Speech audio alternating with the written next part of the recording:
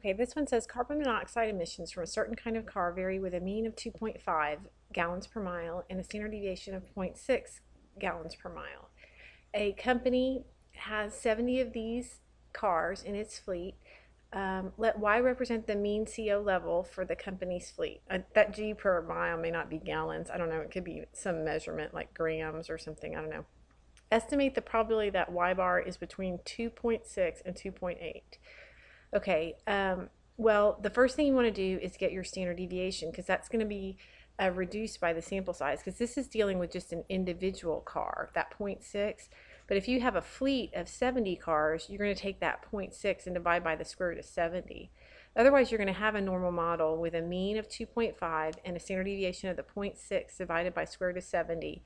So if you're looking for the probability between, that's when you're going to use your norm dist of the larger number minus norm dist of the smaller number in Excel. So we'll just come in here and we'll do the equal sign and we'll do norm distribution.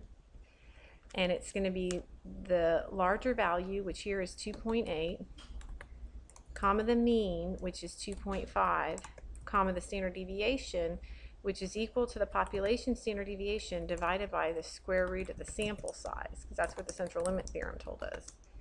And then comma 1, and then we're going to subtract, in order to get the area in between there, the norm dist with the smaller value, which is 2.6, comma the mean, which is still the 2.5, comma the standard deviation, which is the 0.6 divided by the square root of the sample size, and then comma 1, close parentheses, and hit enter. So 0.081 or 0.082 rounded to 3 decimal places. Okay, now the probability that Y bar, what this is saying, what data value is associated with the 0.05. So the probability is equal to 0.05. So this is, there's only a 5% chance that the fleet's mean CO level is greater than what value. So you want the cutoff for the upper 5%. And on the calculator, on our Excel, we have to just use that norm inverse button, but it requires the area to the left. So norm inverse, the area to the left is going to be 0.95, comma the mean, which is the 2.5,